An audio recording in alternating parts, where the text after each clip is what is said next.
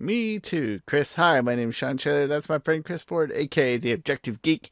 It's like 0 degrees outside, and we're all preparing for Snowmageddon, which is a term that we use like once a year for something that usually turns out to be not a whole much. But last year we had like an actual good.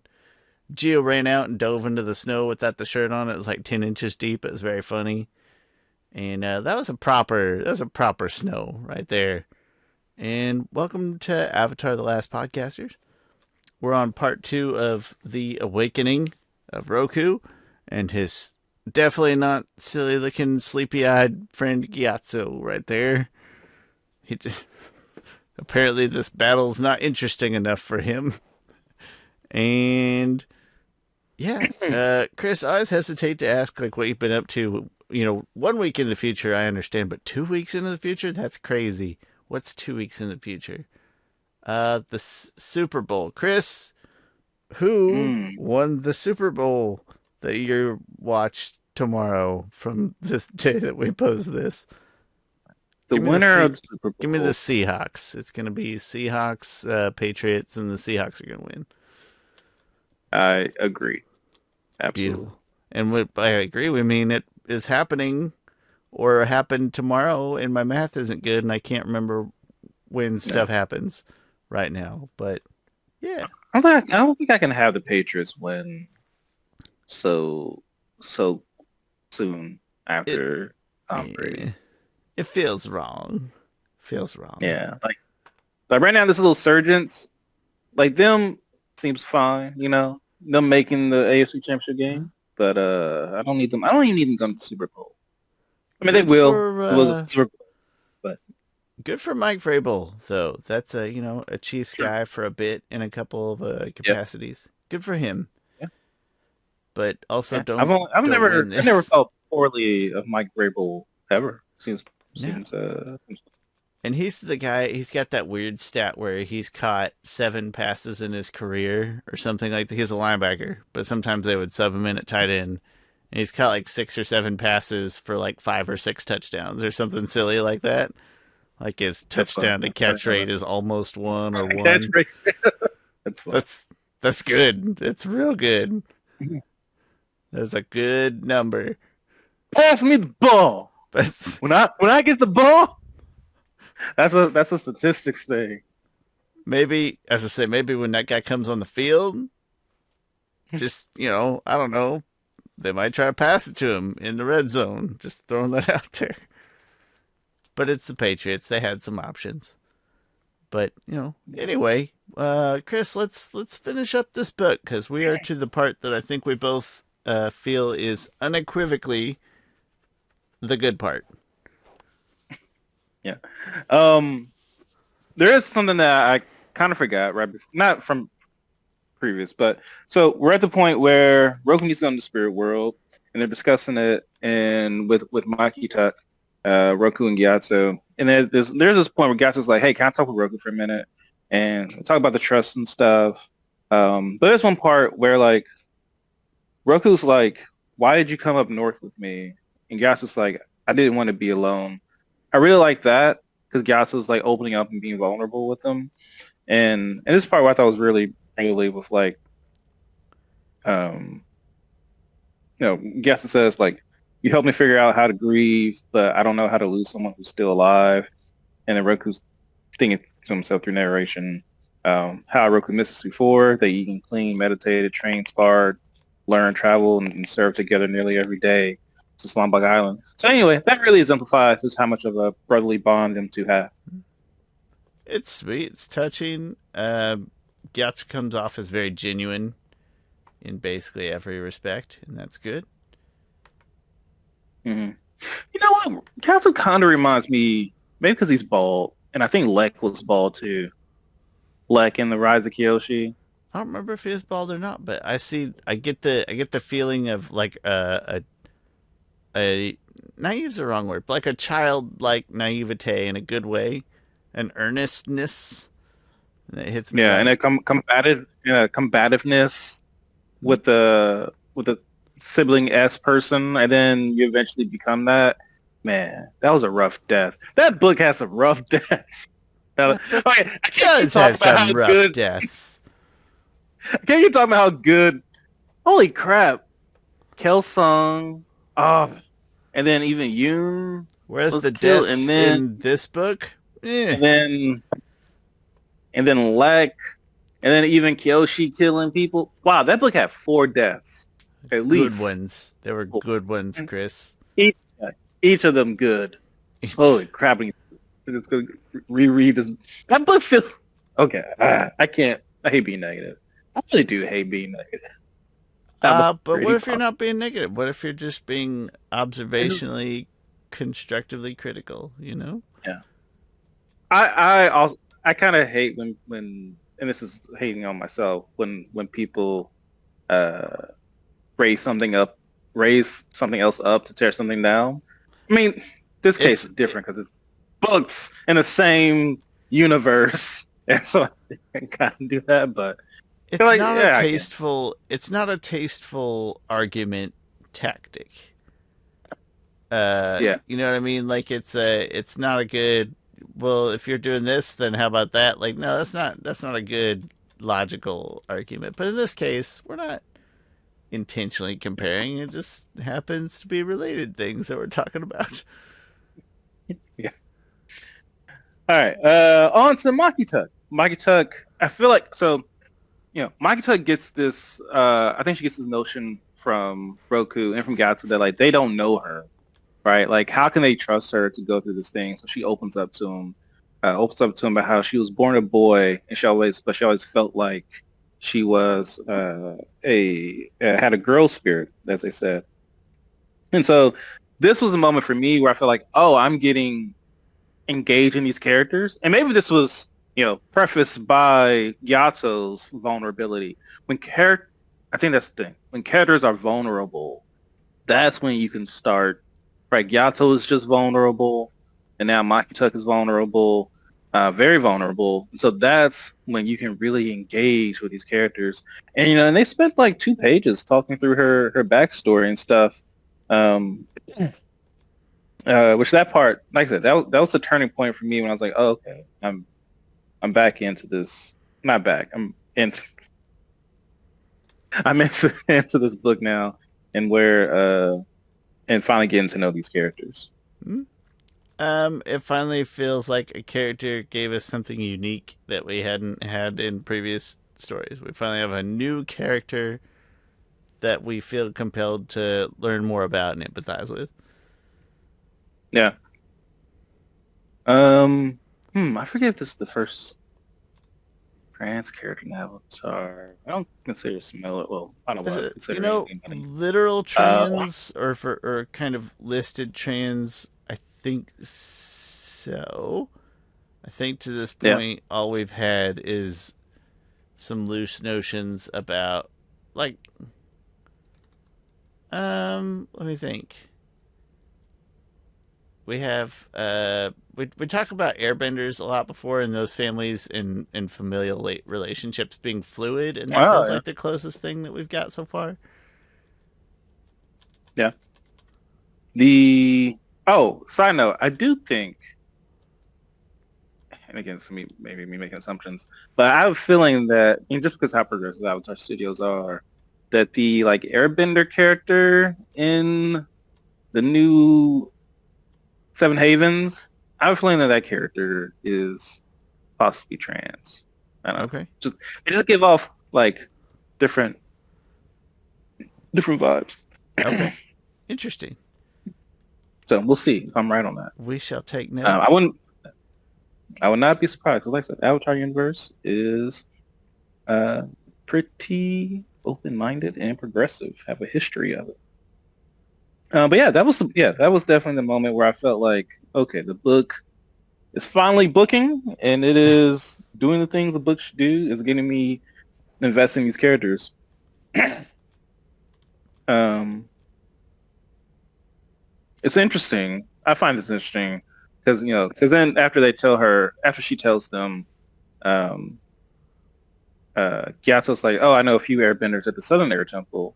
And then Roku says, like, there's a famous singer in the Fire Nation, and at least one of my previous... Oh, yeah. And then he says, "And at least one of my previous incarnations, but who knows? There may be more." So that is, there was a previous. Have they?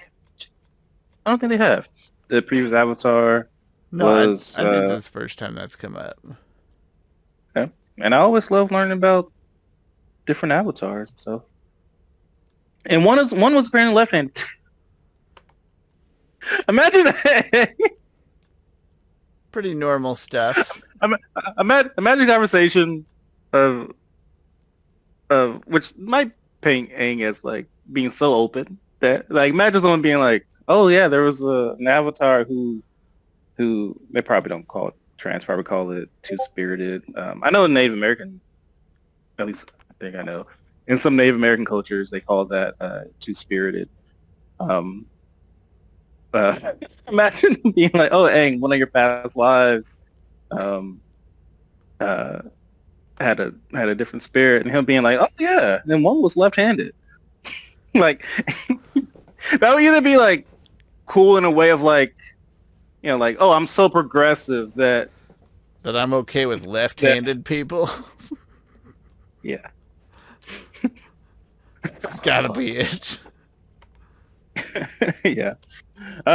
So her telling them that story. Also, her telling the story about like it was beautifully written. I think of like I think she fell into the water. Oh, right, that's what happened. She fell into the water and she awakened in the spirit world. Crap, I gotta find where that was at. Oh, right. So she says, but one day she continued. I broke the water's surface. She used to dive into the water, cold water, for some reason. I forget what it was.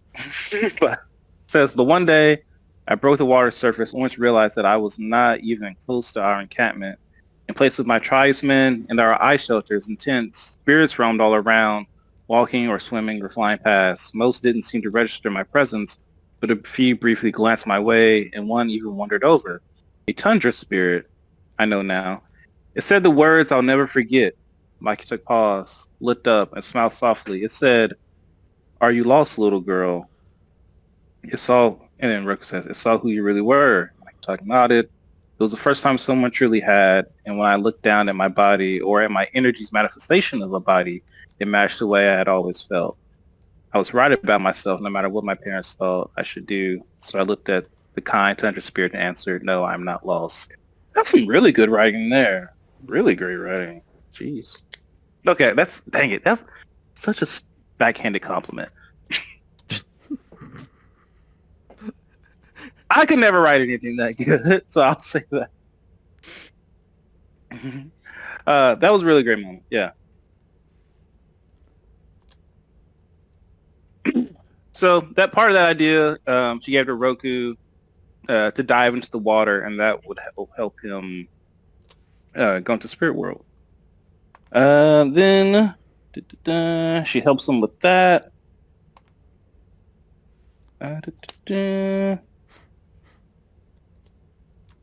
And then Broko's able to go into the spirit world, or at least go into this vision he has, and they cut to Sozin story. Again, they keep cutting, but oh wait, I have that in the spot. Right. So Sozin story. Sozin leads a meeting, and he tells them what to do. He tells them, oh, there's an uprising in the Lombok Islands, which honestly didn't factor into this story much. You know, all I'm gonna say is that all these little side things, maybe if they give this, they don't turn into B plots or subplots really, but they do give it some depth. You know, they make it feel thorough. I even though what I just said sound negative, I like this scene of Sozin trying to fill the shoes, and sometimes his actions were like very Fire Lord-esque. It was like, oh hey, well the Lombok people they got all these hostages, so Fire Nation hostages. What do we do about them? And Sozin's response is like, we'll send condolences and a package to their family. Like that's a very Fire Lord reaction that I don't agree with, but I think that's a very appropriate reaction Sozin from someone of Sozin's caliber. of his caliber trying to impress his dad in a way like that. I mean, thus far he's just failed miserably. Yeah. It kind of fits that vibe, I think. Mm-hmm. So there's that. Like I said, I like that. Like you mentioned, the plot of that didn't do anything, but It's it did added flavor, man. That's all. Yeah, bunch of added flavors. Um, so then we go back to Roku. Honestly, we probably could have put that. Yeah, whatever. We go back to Roku in the spirit world. He finishes off this vision he has with Korra, and Korra talks about like how he killed the spirit and such. Oh, how he didn't kill the spirit. Like, because Roku asked, like, oh, did I kill it? And Korra's like, can you kill water? Spirits don't die. Correct's like, nah, dog. Their energy disperses, regathers, and reorganizes.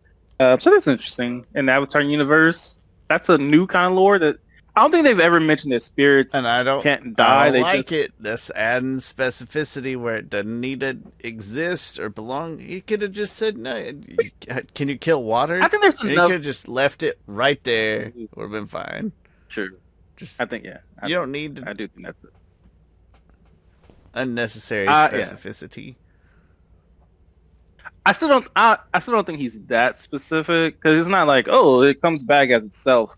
Like, what does it come back as? Like that's it's kind of like saying like all matter in the all matter in the world doesn't, like, if you weighed the world, if you could somehow weigh the world, it would weigh the same since from millions of years ago, because matter cannot be created nor destroyed. It just transforms one way or another. Fair enough. I would have left it out. I'll stick with it. I do think ending it at "Can you kill water?" Yeah. Oh, that's kind of a cool line by itself. Yeah, that was a great line. And then he kept talking. Like, shut up, Kirk. You ruined everything. I kind of like anytime avatars are talking to each other, I'm all for it, right? When it's Korra's talking to Roku, and it's usually thoughtful. Usually, not always, but yeah. Because even Roku was like, "How could this be a memory if I wasn't there?" He's like, "Weren't you?" And it's like, "Oh, right, because you are me in an earlier life, so it swallowed you whole, and you decapitated, so I did all that also." Oh, I get it.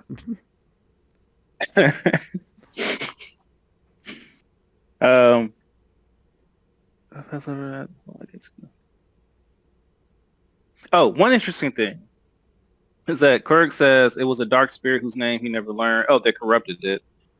He said this dark spirit who corrupted this guardian spirit had slipped into our realm through a stray portal and was tracking down the spirits in our world and infecting them.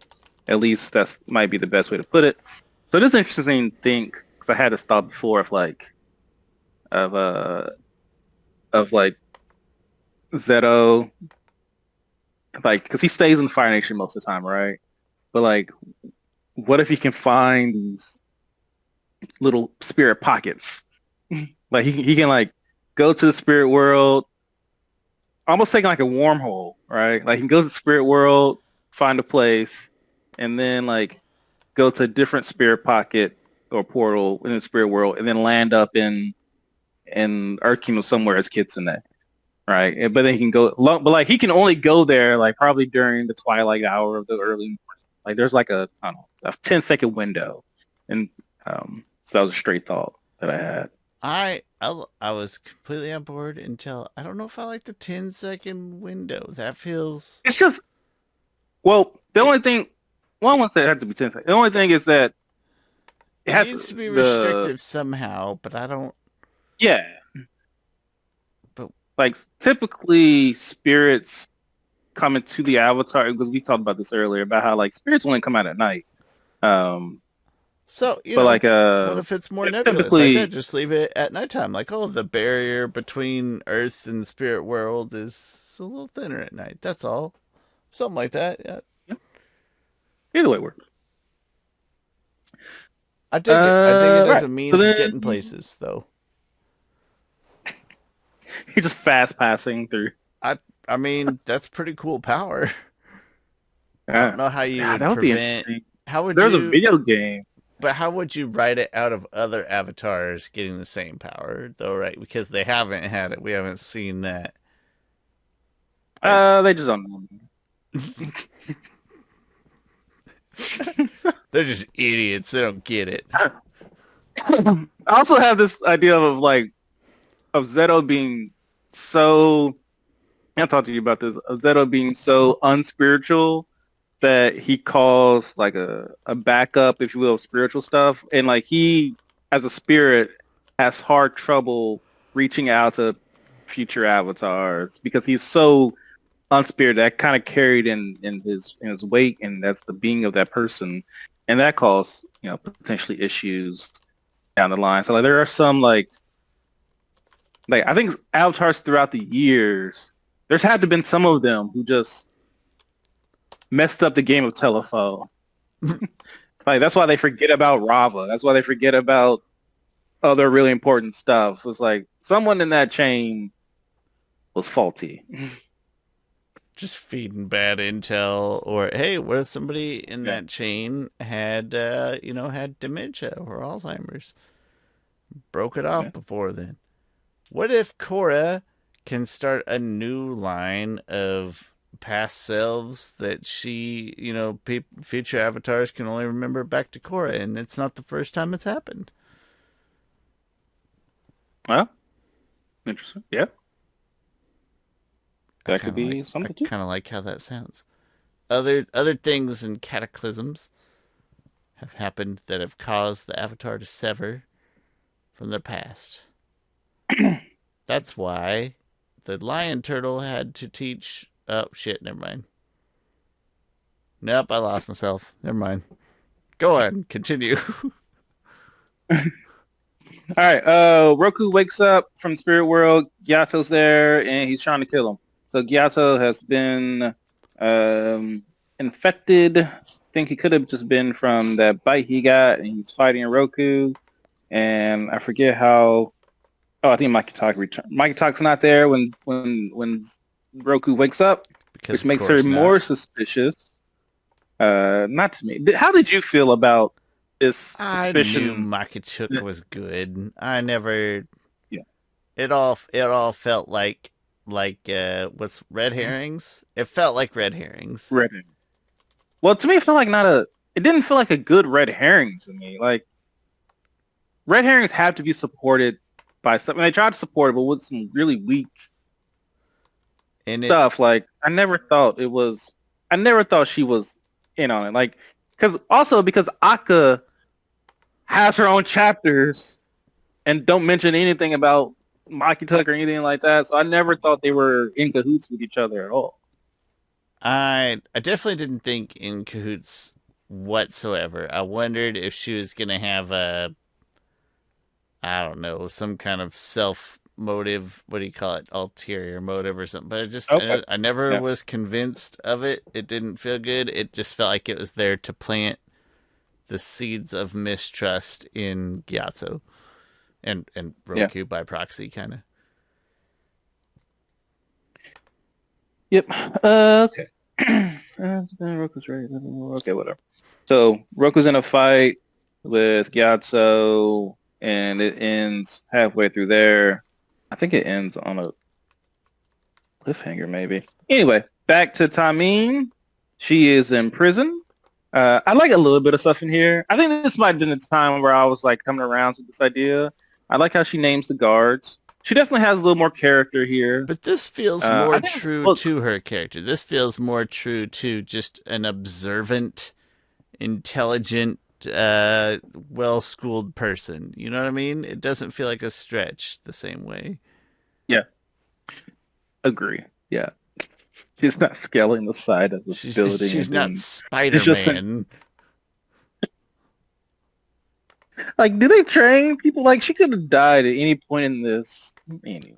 They probably train her at the same place that they train lava benders to drive heavy machinery. Same school. Nope, that's a way more believable school. It's been around for a while. Great tuition. This Shawn Shaler's school for inmates who are going to work construction upon their release and be integrated.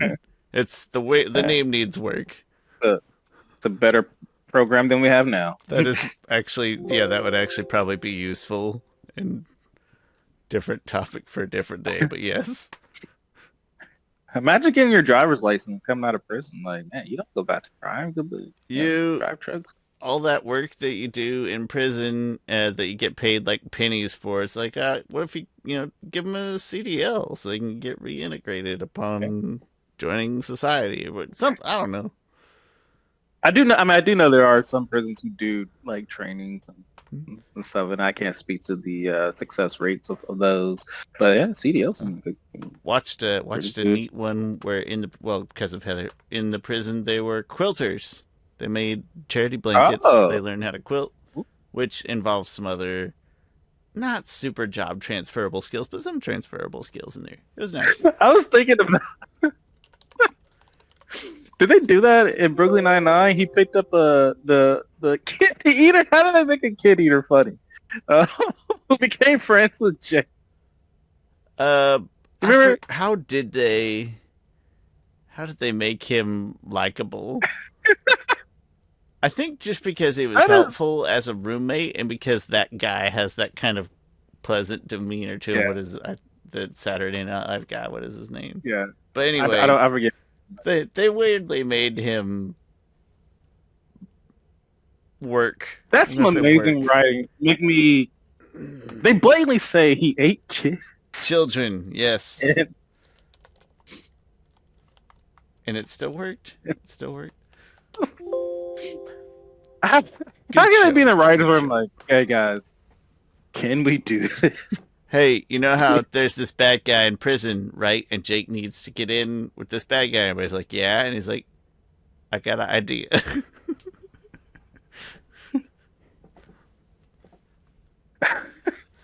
Now I just want to go rewatch Brooklyn Nine-Nine. I am close to that. That's been like a full year, so I think I'm close to B99 rewatch. I need to start keeping track. Like, I'm thinking of something like, man, I really want to rewatch the Dark Knight trilogy. But I think it's been a while. That too. I just recently bought the scripts to the Dark Knight trilogy, so I think that'll be a fun way to ingest that media. That'd be interesting. Yeah, I think I'm probably close to the Dark Knight. Probably close to Lord of the Rings because Gio was still here. We did Lord of the Rings. Yeah. It makes sense because I watch a lot of stuff after football season ends. And so this is the time of year when I watch all the stuff. I'm sure we were talking about... Sure, we're talking about something important. No, we actually were talking about a good part, which is that it makes more sense that Tomine is doing what she's doing right now. I have no... Or far fewer qualms with this part of Tomine's spy journey. You know, I really like also, speaking very positively, proud of myself. That sounds like a backhanded compliment saying I'm proud of myself for speaking kindly. But, pat yourself on the back a little more, Chris. I really like Tomine's characterization here, and specifically her writing mental letters to Sozin, which is like, oh hey, I thought that was a cute touch. Yeah. I think that really brought a lot of character. I think this chapter probably made me like her more than anything, and she was. I think I was sold on her as a character after this point. I already liked her, so I had some bias. The spy stuff annoyed me, but this humanized her, and we got to know her more personally in this chapter. than anything previous. Yeah. All right. Sneaks around. Oh, what? Oh, I'm way past that. Okay. Wakes up and talk about Gyatso. Like talking there, timing imprisoned. Okay, so Mikey Tuck comes back. And while Roku is fighting Gyatso, I don't know why they interrupted that fight.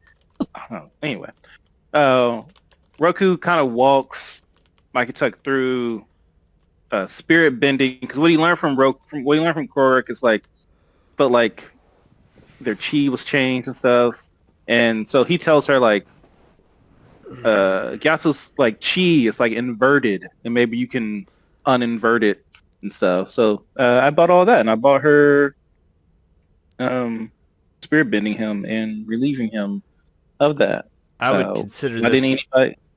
I would consider this a minor thing. I thought inverted was a weirder way to word it than if they had said like, you know, chi flows. Like, couldn't they have said like it's like their chi is flowing backwards or something? That something about inverted makes it feel less like a fluid and more like a solid, non-moving structure to be inverted.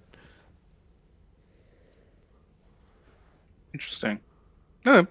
I wouldn't even call it an issue, just something I considered. I think I'm fine with that terminology.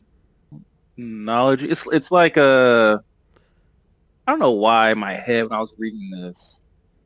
You know those like murder documentaries where it's like, and she thought everything was going to be fine, and then the image like changes to like the black and not negative. Thank you, negative. I know exactly the effect you're talking about. In my head, that's how chi inversion. I know that's not what was happening, but that's how I imagine chi inverting itself and becoming dark within a person of turning like a negative. if your chi was flowing the wrong way, and then you would be acting funny, but it's just because I picture chi as a loose fluid thing, and like you can't invert water. It's just water. Yeah. I wouldn't even call it an issue. It's just a thing I thought about when I was like in the shower at one point. I'm in the shower playing with the water. I'm like, chi is like water and cannot be inverted. Shower thoughts. Roku becomes more trusting of Maki Tuck. This part I didn't buy. This part I was like, oh crap. All because of his past experience with Yolo, which is a guy he met once, and Sozin. And that's like, well, why are you trusting with Sozin? Like if you're feeling like you burned by a random guy you met and your best friend, and you don't want to trust this person who's only ever been cool with you, who healed your friend the first time he got bit, and then took your advice and did something no one has ever done, and healed him spiritually, laid hands on him, exorcism, and you still don't trust. Well, Chris, your last name is Ford, and I trust you, so inherently I trust my other friend Tracy Ford because you both have the same last name, and that's good enough. Logic. Yeah, no, it just felt unnecessary to me. It felt again like an unnecessary inclusion of that thought process related to Sozin. It didn't need to be here. Yeah. Also, why don't you distrust Sozin? If your past experience with Sozin is causing you to mistrust someone else, why are you this is the part of Roku that hasn't grown. He's the same. He doesn't know anything. Yeah. And that's the thing is that like Roku's indecisiveness and stuff is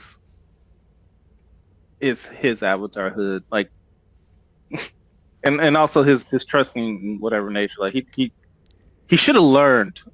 Like if I only watched Avatar, I'm still like, you gave your friend a slap on the wrist for invading a nation. But even now I'm like, you should have saw all that. He did so your best friend Sozin, he lied to you about this island, sent you there, and then pretty much killed your friend, and you keep coming up with these reasons why he didn't kill him. And I like that Gyatso was like, she was burnt, Sozin. She was burnt, Roku. Like, and Sozin was there. Sozin was the last one to see him, and Roku's No, like, it's just the heat well, getting out of the cat. yeah. It happens. You don't know But science. so then he does that. Then Tamine tells you he's pretty shady. I know he's your best friend, but he's pretty shady. Then so your best friend who knows him better than you do at this point. Yeah. So your best friend and your girlfriend are saying, hey, you can't trust him. He can't be a good leader. Then years later, after he becomes your best man at your wedding, whatever, he tells you, hey, we should spread our stuff out to the world. And not in like the nice kind of humanitarian way. Nah, we should just do it. And even at that point, you're like, no, we can't do it. And then he invades a nation. It's like, you know what, Roku? Fool me once, shame on me. Fool me twice. No, fool me once, shame on me. Fool me twice, can't put the blame on you.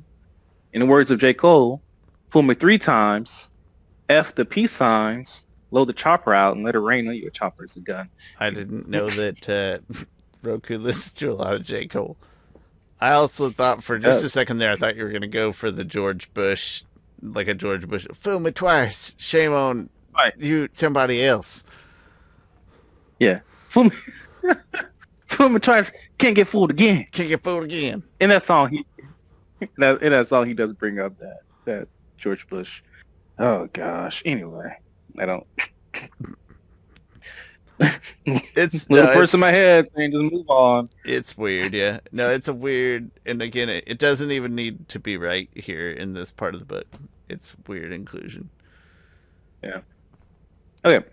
So then, Mikey Tuck finds Aka. Oh, Mikey Tuck goes away for whatever reason. I forgot. It wasn't it was a valid reason. She goes off. She finds Aka. They talk. They fight. Whatever. Roku follows Maki Talk, and then Aka was like in her lab or whatever. Roku gets there. He sees all the lab equipment stuff, and she's like, "Yo, calm down. The person was just here. They went into the wall. Turns out Aka's an earthbender." Roku fights Maki Talk. He ends up defeating her, I guess. Aka comes back, arrives, and beats them both, and leaves them for dead, and doesn't kill them for whatever reason. For some Dr. Evil caliber reasons. I mean, I guess you could say she was afraid of the Avatar state or whatever, which is a valid enough reason, I guess. I mean, even if she killed... It did, at the moment, it felt like supervillain, 201 of leave the good guys alive. This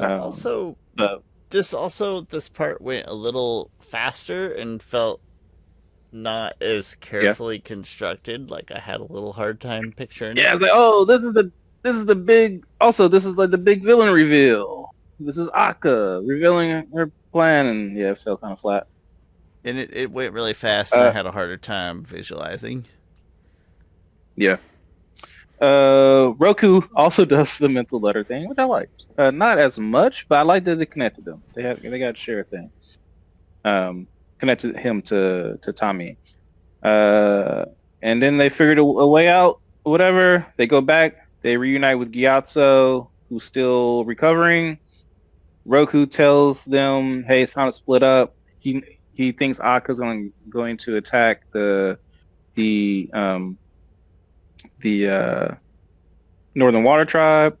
He needs them to go take care of themselves and take care of Gyatso because he's still healing up. And then we get to anything on that before I ramble on? Nope. I'm okay with it. I think we all know that we haven't seen the last of Gyatso and Makitak in this book. You know what? I kind of so this is the I kind of felt like we out of dang I'm freaking stuttering over. Um, I had a feeling that maybe we were gonna leave them there, and it's like I don't know, it felt like one of those moments of where you're going into the third act. It's like, okay, I know what we got to do. I gotta go find her, and it's gonna be a altercation between me and her, one on one. And then it wasn't that, which was kind of fine. Turned out fine, I think.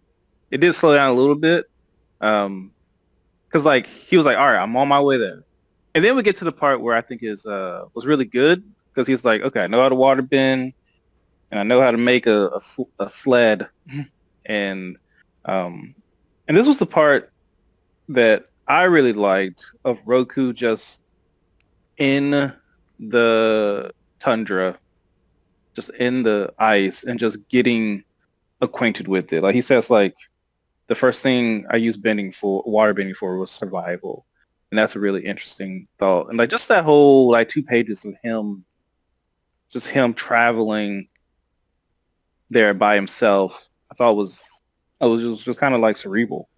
I would say that this is nitpick territory, not even qualm territory. Nitpick, as they had mentioned like a couple of days earlier that they were already short on supplies, and so he's just gonna go rolling through the tundra for a week. Uh, Yeah, but no, as you mentioned, I think necessity is the mother of bending teaching in this case. Uh, yeah, it was good. A little long winded in the description, but it was good. yeah.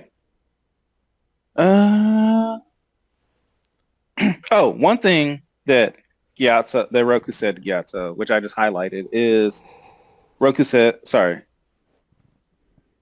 yes, Roku says to him, to Gyatso, after he tells him to like he needs to go leave and heal up, I can't let anything happen to you, not in this life or my nets. That's just a nice little like nod, you know. I mean, Aang did let something happen, but still. It was a touching moment of like self realization, also of Roku, and like, oh crap, this is what I'm saying. Is that what I sound like? Yeah. All right.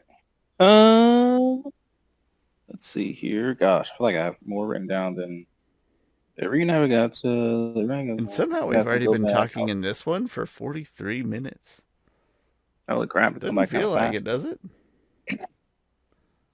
Oh, okay. Next up, Taiming gets broken out of jail by Kazuro, one of Sozan's underlings, and then she escapes from her somehow because I think she's worried that Sozan's gonna kill her because she's a loose end. Um, um, and then she escapes with that girl, and then she decides to go find Roku up north because she couldn't. I didn't mind this, and they explained it long enough. And I think she's well versed enough to get to the North Pole in whatever time, or she's resourceful enough to get there. So I didn't mind that. No, Um, didn't bother me. yeah. And talked about Roku's very long trip of survival. Then there's another page about Sozin threatens his father, which I thought was good. I thought that conversation was kind of like the culmination of their arc together and their dynamic of Sozin being like, I'm done. Like, I forgot what he does. Oh, they get into a little fight. I was a little excited. I was like, oh, there's going to be like a little Agni Kai going on. And then it ended pretty quickly because his dad is old and stuff. But I was a little excited for a minute. I'm not saying it's bad writing at all, but I would have been excited for a fight. But it makes perfect sense that there wasn't a fight. Well, and no, Roku's still, and like the awareness in the writing that Roku still needs him around. And so, like, yeah, Yeah, let's Sozin. no quick and just to prove the point and get what you need out of this. And Yeah. really, both are walking away okay. Yep. That's fine. No, a Uh, good culmination too. Good time to like turn the page on. Yep, this is the new Sozin. yeah. Yeah. Roku arrives in North Pole, talks to the chief, tells him everything. The chief was like, Yeah, all right, we'll get on that. I mean, he takes the threat serious, and they have search parties and whatever. I do like. Oh, I didn't mention this before, which I thought this was really good writing. That Sultan's block to water bending he is isn't because fire is opposite of water. It's because he associates water with death Hmm? because his brother died from being drowned and stuff. So he has to get over this that water isn't death, it is life. And him just like being in the element of water, being there by himself, I thought was really good. And him really coming in into being truly part of the water. It was yeah, it was what's the word? A unique take on his blockage on his barrier. Not something we'd heard Yeah. before. Yeah. He talks to Avatar Korra. They kind of get the sense that, Roku's not alone. That's his awakening. He awakens to the thought that he is not alone and that it takes more than just the Avatar to bring balance to the world. Tameen escapes to the North Pole and she meets up with Yato and Maki Tuck. A little bit convenience there, but I'm fine. I'm rolling with it. It didn't break my immersion. Yeah. There's the Festival of First Light, and Roku I think gives a Festival of First Light is a um, tradition celebration at the Water Tribe because they go through really dark days of like no sun for I think for 3 days or something like that, and then the sun comes out. So it sounds like a very like Fire Nation thing, but that's understanding that like hey, all this goes together. And he gives I think a really great speech. I really liked his speech at the Festival of Northlight. I thought it really makes Roku feel like a more realized avatar that he's learning and stuff. And I just really liked the speech. Like it was a confident speech, but also has some humbleness to it. It had. This is not a negative. It fit the tone of what he needed because it was off the cuff, like unprompted. But like it kind of fit the awkward. Oh crap! I need a speech vibe. A Yeah. little high level, and that's good. Yep. That's what it's supposed to be. And then pretty sure he sees Akka in the crowd. He searches for her, couldn't find her. They send out people to look for her. Eventually, they find her. She spreads the disease all around, and there's mass chaos everywhere.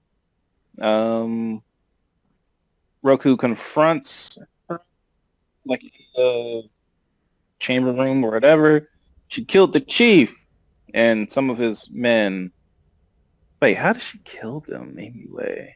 Aren't they good water? I don't have a sense of how good of a bender she is did she kill them? Did she I don't know that she's I a don't think they great really bender. I explain. assume she's an adequate bender. Element of surprise. Did she use the poison? No, I can't even remember. I do think they said that they had poison on them, So but manged them up. yeah. Um, Roku and her fight for a while, and then Roku defeats her. That part was a little anticlimactic of him defeating her. Again, this is the main antagonist of the story, the only antagonist really. But they treat And it it's as kind of if just, the next part is the main antagonist, which I don't hate the principle of, but I still would have preferred a better fight here. I think. you're absolutely right in that because it even feels like it because like after the fight with Akka, after she's defeated, it feels like yeah, like this is the real threat. Like it's just mass chaos and panic. People are tearing each other apart. How is Roku going to stop Mm. this? There's And- zero like closure in beating Atka. And then also mhm. there's the thing with like this is where I think it's not great is that it's when you're reading the last couple of chapters of this book and they're looking around for Akka and they're trying to find her.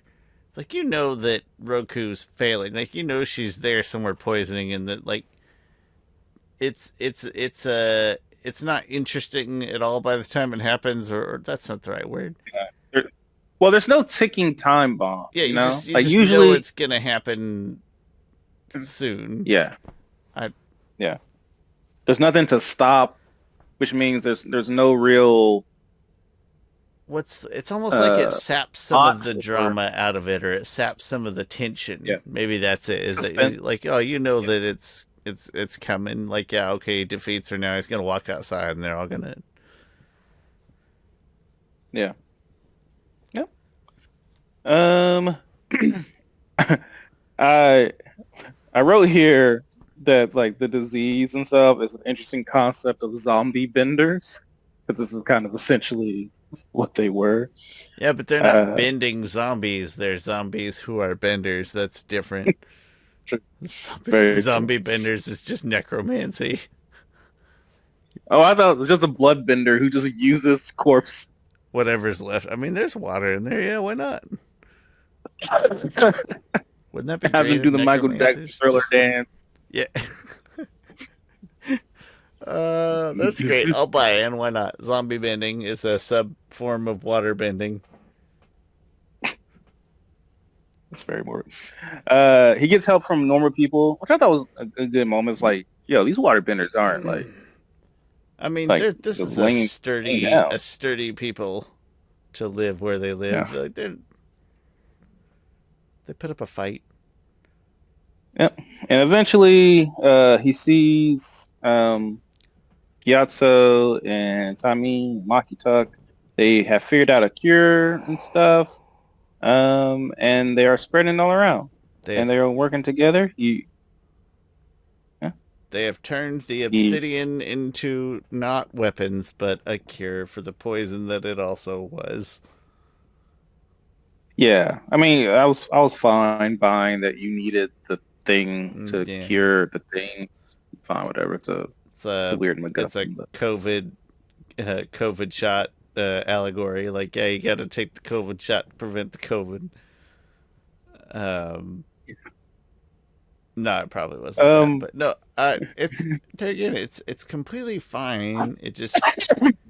It doesn't feel big Avatar. I don't feel that gratified when I finished reading or at the end of the book. And yet, when you just, I don't know, on paper, it seems like a fine enough idea for yep, a big yeah. bad ending. No.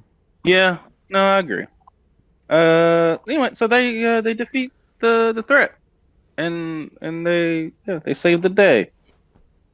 Um, Nothing too again. There wasn't as much emotional stakes with this book. I think that's kind of just what was missing. But Hmm? Gyatso, Yeah, you almost, yeah. So because we don't even really care about anybody in the northern I've been trying not to say this name because I'm gonna butcher it, but I'm gonna try Agna Kela. But we don't care yeah, about anybody there at this time because they're not the villain, but like they're kind of the a-holes, you know. yeah. And we haven't been given a reason to care about them. It's not where Makatuk is from or is going or is staying. You know, I don't know. Or has any family there? Yeah, If they maybe put her family there. there's Oh my no gosh, if they put her family there, and then she saves her family, and then her family comes to like, oh, that's our daughter. Like something. I proud don't of our daughter. That could have made it. That could have added just. some stakes to it. It's not that those people aren't important or that you have to care about people for something to be a tragedy. That's not what I want to say. But as far as like reading it, like I don't know, they kind of got what was coming to them. You tried to warn them, you know. You did what you could. True. He was like, hey, the thing is, their plan was working. Yeah. Essentially, I guess of like, hey, we got all these trips and stuff out, and then after a while, he's just like, nah, our people are tired. Yeah. Like, okay, well, you need a dead. I mean, you can be tired or you can be, dead. I get your pick. I don't care, brother. But no, again, I'm not saying that you have to. In fact, I would say the opposite, Chris. We, as a world, need to be better at not having to know a person in order to value that person's life. But in a book, it would have been nice. Absolutely. In a I book, agree it with would have that. been nice to have some connection to this town to make us care about it. But missed opportunity. Yeah, I do. Yeah, maybe there could have been a thing there where they connected back to Mikey Tuck's family, so they would have allowed no, more Who of an arc for her as well. positive when Mikey Tuck was describing her family, I thought it was nice that she's like the family was generally I don't even know what the right word is, mildly welcoming, or at least not antagonistic about her status. And I thought that was nice, even though, but also still not fulfilling, right? Like you as the person, just because somebody seems like okay with it, but if it doesn't feel whole or doesn't feel truly accepting, or like, oh yeah, you deserve that feeling. So that was I'm sure. Yeah, I'm pretty sure that's like a real thing. Like, I go back to Brooklyn Nine-Nine again when Rosa is gay. Rosa comes out, and even her dad is like, nah, I don't know about mom yet. Actually, no, her mom was the opposite of that. Her mom wasn't accepting at that point. But she eventually got, I don't know. Just the point that like Danny Trejo says that though specifically is that it's gonna take mom a while or whatever, Yeah. But the difference between like superficial, like on the surface okayness with it, like okay, we get it, but there might still be like microaggressions or things that suggest like the not a full acceptance. But hey, like okay, credit where credit is due. First step, good, but Makatuk needed more. Needed to feel like her own special person, and so she left anyway. And I think that feels real. I think that feels real, at least. Yeah, absolutely. All right, so that's the end of the main plot. Got a couple of wrap-up stuff. We mentioned before, Gatso, Entami, until Roku. Hey, Sozin, no bueno, that guy. No bueno. That's actually how they said it. It's a quote from the book. It's on 324. Look it up. There's no page through 24. It's on page. You're right. This is a short book.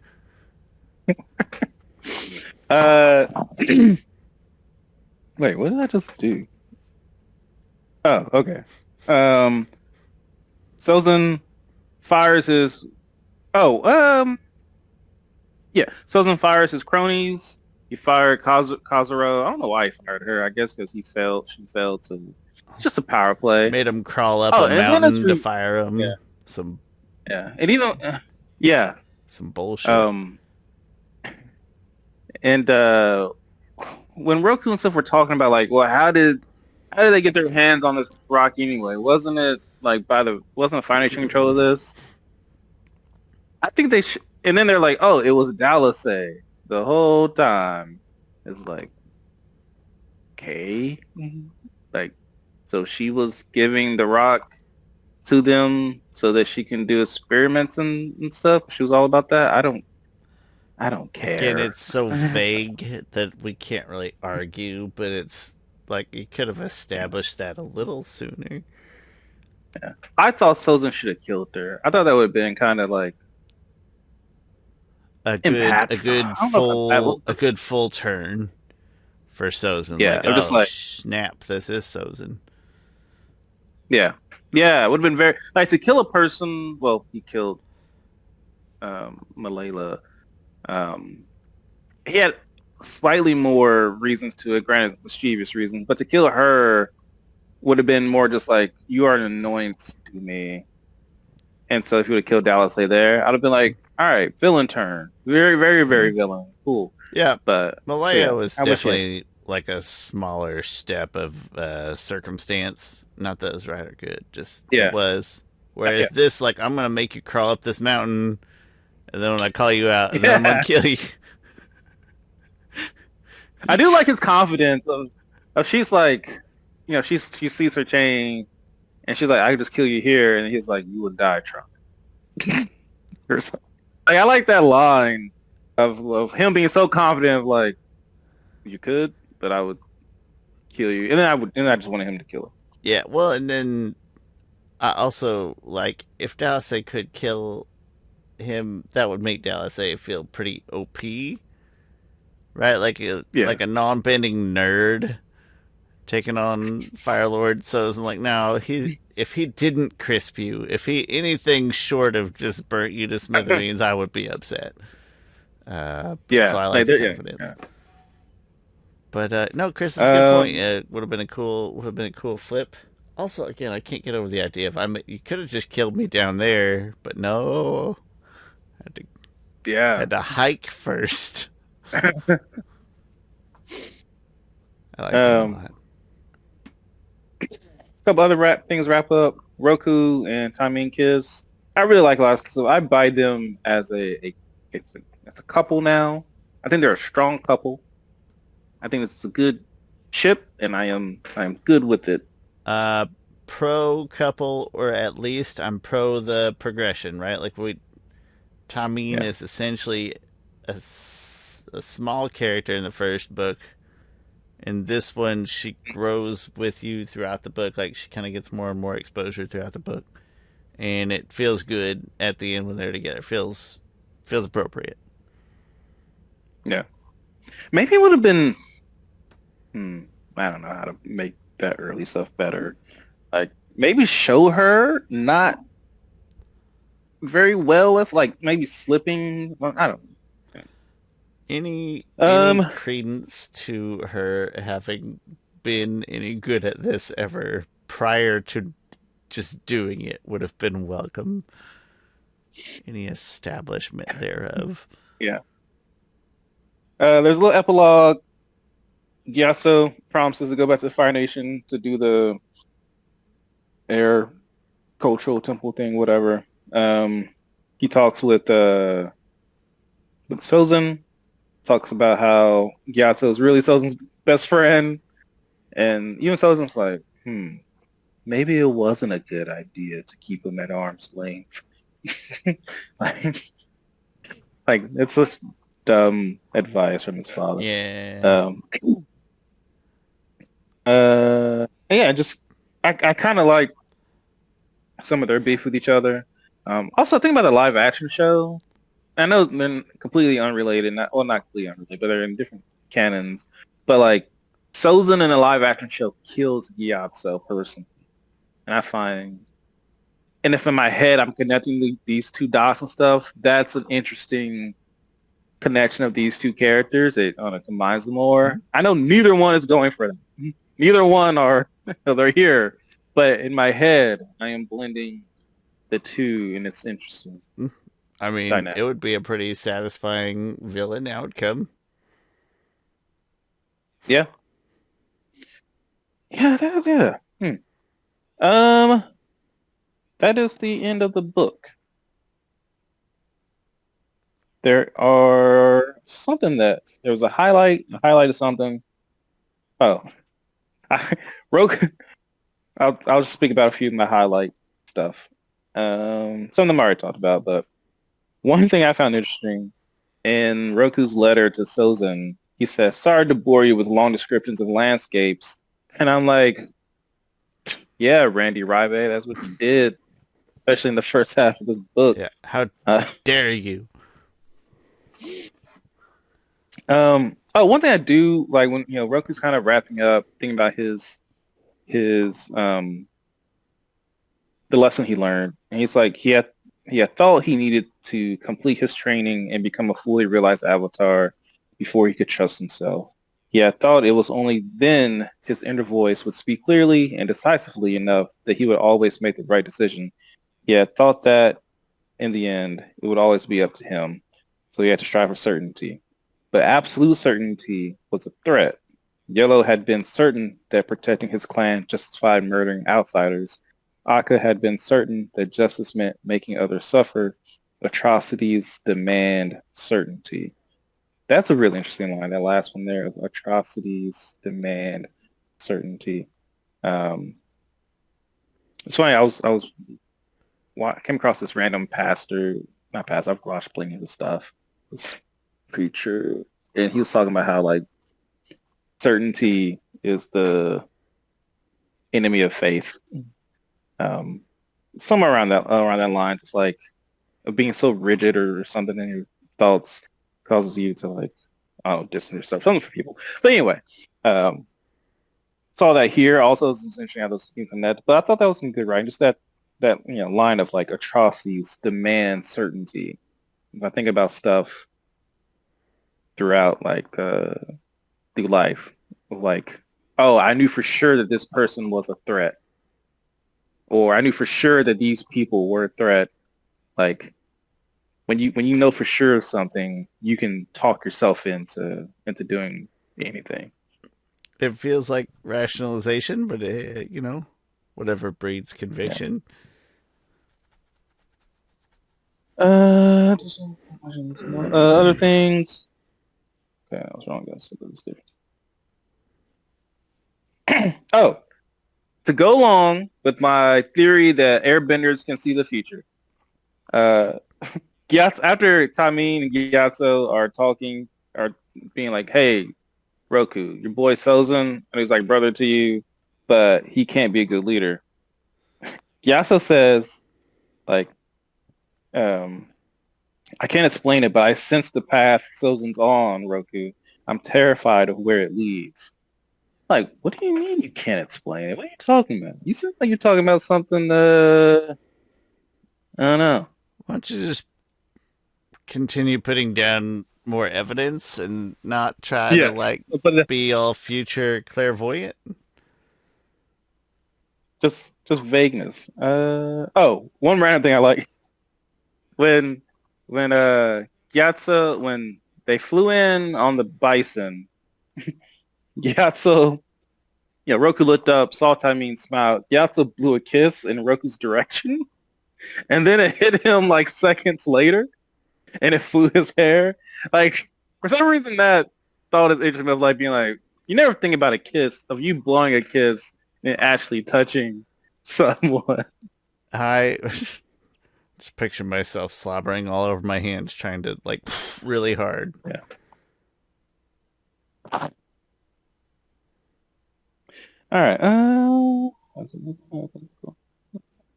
Oh yeah.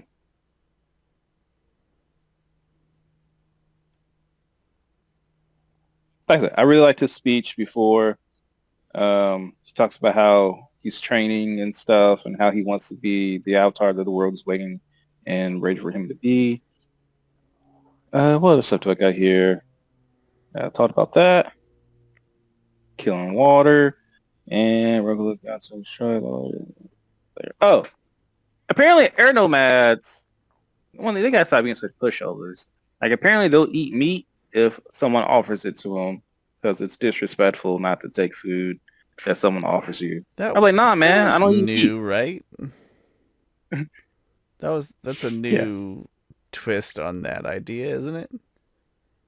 I think so. Yeah, that it's interesting. Airports have a lot of different rules about eating. Like they have to offer food to their guests in their home. That was displayed with Tenzin and Tanarock. Not Tanarock. Tanarock's where's that? Too Not Unalak. Oh my gosh. Tarlock. Tarlock. There we go. Tarlock. too many Okay. ox. Too many ox in the water Lots there. of ox. Lots of ox. That's all I got. Final Any thoughts? other thoughts? No, final thoughts are I said it 2 weeks ago. It is the worst of the bunch. I think if you read one Kyoshi book, you have to read them both. I think if you read one Yang Chen book, you have to read them both, and it's all enriching experiences together. I think that if you want to read the Roku books, you probably do need to read them both, but know that I would. you're stepping into a far different experience with these Roku books than you are with the other ones. Yeah. Man, those other ones just hit kind of heavy. It's funny because Yang Chen always doesn't have much death and stuff in it. Um, but Which is why the first they Kyoshi just book is better. like at least 4 deaths, man. Because of the It's not that murder. deaths make not that deaths inherently make things better, but the feeling of loss makes things feel There you the go. feeling of state. It's not the murder, it's the loss that makes it feel deeper, but also sometimes the death is Like impressive. I mean, Kelsung was a father figure. Lek was a brother. Yoon was a in a span of a couple attractive pages, stepbrother. you lost your father figure and your brother figure. Yeah, In the same little remote island. How sad. and you killed somebody who deserved it, Yeah, and in a really cool way. that was awesome. Probably. Yeah. Gosh, I love So that. cool.